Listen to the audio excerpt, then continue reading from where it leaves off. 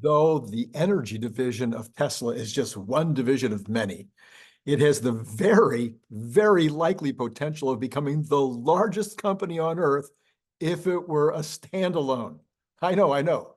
And it could reach that potential by the end of this decade. At least that's what we would think based on Elon Musk's specific goals. Currently, the largest company by profits and market cap is Apple Computer at approximately 95 billion per year in earnings. It is far ahead of the second place Microsoft at 72 billion and third place Alphabet at 63 billion. Apple is also the largest by market cap at $3 trillion. Now, keep in mind that market cap, or the value of the company, is a function of future earnings potential. But what we're suggesting here is that if Elon hits his goal of 1 trillion of 1 terawatt hour of Megapack and Powerwall production, then this would allow Megapack and Powerwall to be larger than these three companies. Well, this is Randy Kirk. If this information is valuable to you at all, would you consider hitting the tip jar? That's what it basically boils down to. If you're getting $5 or $10 a month worth of value out of this channel, would you join Patreon? The information is down below. It would be a real help to the channel. I thank you. The 3 folks in the last 24 hours have joined Patreon, and I could use a whole bunch more. Part of my goal for 2024 is to double the total channel capacity, the total number of people watching the channel, as well as the total number of people on Patreon. So help me get there. That'd be great. All right. Now, it might seem implausible. I know, implausible that the current sales of less than 7 billion per year and profits of less than 2 billion per year, that's what we are currently doing in this energy division, could somehow be approaching Apple's valuation in such a short time. Well, in the main, this will be accomplished by increasing total sales to this 1 terawatt with average revenues of $400 per kilowatt. You multiply that out, that gets you to 400 billion in revenues. And that is the rough estimate of what a kilowatt might cost in 2030, averaged across the various Megapack and Powerwall products. So you have some bigger Megapack products where it won't be $400 a kilowatt hour, but you've got some of the smaller ones that will be closer to 500. Also, the Powerwalls are much more than $500 per kilowatt hour and probably will still be in 2030. Anyway, that would give you your 400 billion in revenue just for the hardware. Now then, there are substantial income streams from designing the Megapack installations, doing the installations. There's ongoing licensing money that comes in, and then there's managing the various aspects of the systems and then providing grid arbitrage services, where through the balancing of the grid, the company who owns this Megapack will make money on that balancing, and Tesla will share by virtue of the products that they sell them, the computer products that they sell them, in order to get that done. Well, if you take that 400 billion and you assume 25% margins on the hardware, you would be at 100 billion in gross profits. There are plenty of folks out there that say that the margins will be higher than 25%, but Elon has said that they're shooting for 25% or 25 to 30%. So I'm just going to use the 25% number. That would be 100 billion in gross profit, which of course would be about 6 billion higher than where Apple is today. Now, Apple, of course, will be growing during that time. So when we get to 2030, it may be that Apple is still larger than this one division of Tesla.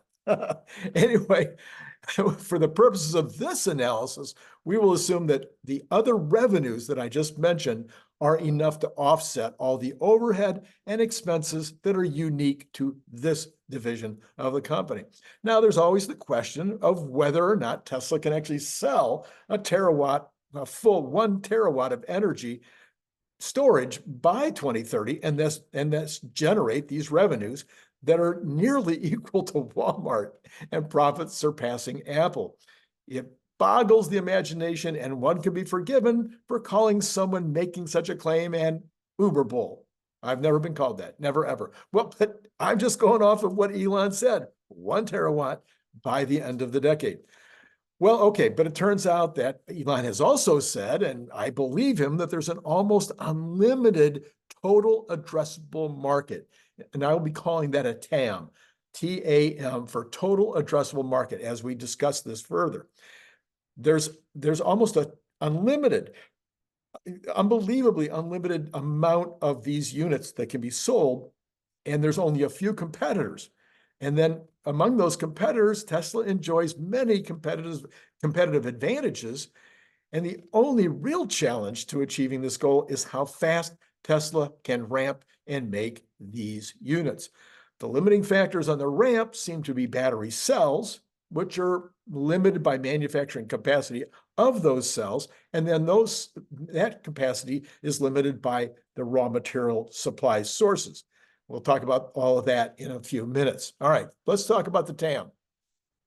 Now, few people are aware, maybe even those of you who listen to this channel a lot, because I haven't talked about it for a number of months, but the number one use for megapacks is for grid balancing. Electricity generation through traditional means like, dams and through, natural gas powered generators, et cetera. All of those methods of the way that we currently produce power, they're very hard to vary in order to accommodate a fluctuating load. The result is that there are times when the capacity is maxed and even strained, the required capacity, but the energy producers have to provide enough production capacity to meet those peak days or hours. Well, but that means that if they have all that capacity, there are other times when there is energy produced that goes unused. If once electricity is put on those wires, if nobody uses it, it just goes away. There's no way to meter it after it if there's too much on the grid at any given time. Well, if you can store that excess, that's an extremely lucrative opportunity. And we've been talking about that. I'm sure you're aware of that idea with regard to power walls in the home, but it's also true in these large utility situations. In fact, the potential for money to be made in that situation is massive, as has been shown in Australia, where they're putting these megapacks in by the hundreds, even the thousands, because they've seen the amazing results that they've gotten down in Australia. So Megapack can be added to any existing grid, either at the point of the energy production or even along the power supply lines to help balance the grid. That's number one, huge opportunity. Number two, and the one that a lot of people seem to think they know about, or maybe you do know about it already, but let me just talk about it, is in the replacement of fossil fuel-based peaker plants, okay? These facilities are designed to only produce electricity. These are very specifically separate facilities that are only going to produce electricity when the grid is near the maximum or threatens to even go past the maximum, so that you could have a brownout or a blackout in an area. Now, these peaker plants are designed to be, they don't run most of the time. And then all of a sudden, when you have this peak demand or you have the threat of a brownout or blackout, they're brought online very quickly. They can be brought on in minutes or it's almost as soon as needed. And then once the demand drops off again, they go back to sleep and they're just sitting there doing nothing. Well, the cost to do this is huge. The plants take a long time to build and to bring online because of regulations and stuff with regard to pollutants and all that. But Megapack batteries can replace these peaker plants, and they take almost no time to build out. They cost far less to install, and the energy provided is far less per kilowatt. And then the battery can react much more quickly. It can go on like this. It doesn't take any time at all to ramp up. And the crazy part is it can then also be involved in the arbitrage of the power supply too, which means that they can possibly have the entire thing running at a profit, even though they're putting it in basically just for peaker situations. Well, all right. So that's another massive opportunity. Then every hospital, every factory of any size, other such institutions like shopping malls and such, they need to have backup power sources. What's commonly used, of course, is generators, or believe it or not, lead acid batteries to accomplish this kind of backup capability. Well, once again, power walls in smaller buildings or megapacks in larger buildings can do this job with multiple benefits, including the lower cost to install, better for the environment than lead acid batteries are generators, and they can use arbitrage, once again, of the incoming and outgoing energy to lower the overall cost of the electricity for that hospital or that manufacturing facility, etc. This again, can you imagine the millions of hospitals, millions of factories around the world that will need these megapacks? Then, every time you put in a new supercharger, Tesla now has 2,400 superchargers, at least in the United States, supercharger locations with, I forget now, 50,000 or more, I forget, massive numbers of these charging. I saw the stats this morning and they've already gone out of my head. Anyway, so every time you put in one of these charging stations, it makes total sense to put in at least one and sometimes multiple megapacks. A lot of them don't have them yet. And even the Tesla ones don't have them yet because Tesla is supply constrained. But a lot of the other folks that are putting them in, the competitors to Tesla that are putting in charging stations, don't have megapacks either. But in every single situation, these megapacks would benefit those stations as well. All the same things we just talked about.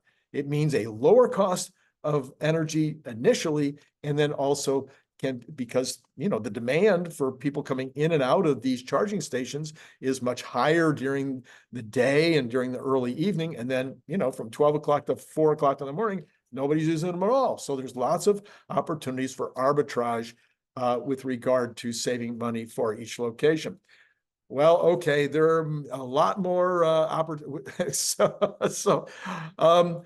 One of the other ones is every time that somebody puts in that starts buying semi-trucks, electric semi-trucks, then you've got the same situation. That semi-truck, the company buying a semi-truck, or 2 or 3 or 5, they're going to need to put in their own mega charger in that facility, or maybe at both ends where it's going to and where it starts out. And there'll be people putting in mega chargers in truck stops. All of these locations are all also going to benefit from having a megapack.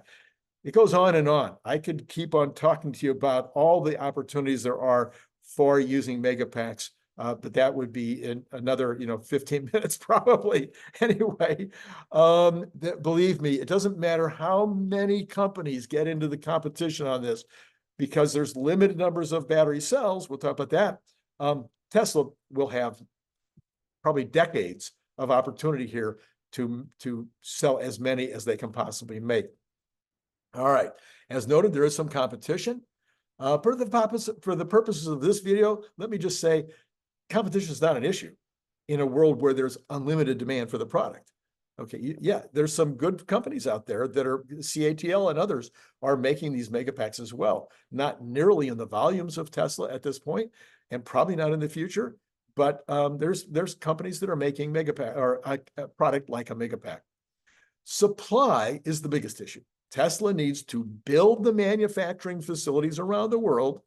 It is far better to place them close to their customers or the raw material supply because of the massive size and weight of the megapacks. So a lot of shipping cost involved. So if you can put it close to either supply and or where the customers are, that's a better deal. So putting them in Europe, putting them in Southeast Asia, putting them in China, putting them in South America, etc. There will be, I believe there will be mega factories. We're calling them mega factories all over the world. So, but battery production becomes the next issue. So you could have all these plants, but you got to feed them with the raw stock of the batteries in order to take advantage of these facilities you're building. Right now, that seems to be a non-issue. There's a lot of excess capacity right now on the market, and the price of batteries has been coming down. That does not seem to be an issue right now. Some folks believe it will be an issue coming up around 2027, 2028, but there's a lot of new chemistries coming along that seem to be able to make this problem go away. Eventually, that's again another video for another time. And of course, Tesla is making their own batteries, their 4680, which they're planning to have 700 megawatt hours, mega, mega, 700 gigawatt hours in the very near term, just in the US, 500 in Austin and 200 in Reno, and then maybe another 100 in Berlin for a total of 800 gigawatt hours in the very near term. So yeah, so we're going to have a lot of batteries. Well, Tesla should have enough batteries to be able to satisfy the needs of their mega factories. Raw material supply can be an issue. As I mentioned, these new chemistries may take care of that. But what does that mean for 2024? As we go into 2024, there is one plant in Lathrop making Megapacks and at least one making Powerwalls. I think there might be two facilities right now making Powerwalls. There's a second plant in Shanghai expected to start ramping up Megapacks in Q3. They'll start building that in Q1, and they're supposed to be ready to ramp in Q3. So my base case is that Lathrop will be at full capacity for phase one by the end of 2024, so that the total sales should reach in excess of $20 billion in 2024 compared to $7 billion this year. But a more cautious number would be, let's say, $6 billion at the point, $6 billion per quarter in Q4, which would be $1.5 billion per quarter in profit, which is about half the current quarterly profit for the entire company. Okay, so by a year from now, just Lathrop and Shanghai and the Powerwall business will be half of the total of the company as we're sitting right now. What do you think about that? All right, and that's a pretty conservative, I would say an extremely conservative estimate. If Shanghai comes on faster, if Lathrop's expansion happens faster, then we could be above that $6 billion per quarter by the end of next year. So in 2025, this number should easily double again with expected additional capacity at Lathrop, a fast ramp in Shanghai, maybe additional capacity at Shanghai, and the likelihood of other new megafactories to be announced in the future. Okay, this is the first of a series of these videos that I'm going to do. I hope you like this. Please hit like if you did. I need to know if this is useful for you. I believe this is the core of what we need to know as Tesla investors about the company. Is about each of these divisions. This one is a huge potential division of Tesla. So if you liked it, hit like, hit subscribe if you haven't done that already, and hit notify, because I think I'm gonna end up doing about 16 of these. Okay, and these are kind of the broad picture, and then eventually I'm gonna give you my estimates of the total revenues for 2024, total profits for 24 and 25 for the entire company. But in the beginning, I'm gonna just break them down by these divisions. And if you like that idea, hit notify. And then, of course, you want to join Patreon. If again, you got to understand how much work it takes to do this, so you could really help out. You could really help out the channel. You could help out me by going down and looking at Patreon. Just click on there. $5 or $10 a month is all we're looking for, and basically it's a tip jar. That's what it boils down to. Thank you very much, Randy, for doing this. Here I can afford $5 or $10 a month to help the revenues of the channel. And that's our goal, of course, is to double that in 2024. All right, thank you so much for watching. You can also buy a Cybertruck bottle opener. I'll just throw that in. That information will be down below as well. Oh, let me see.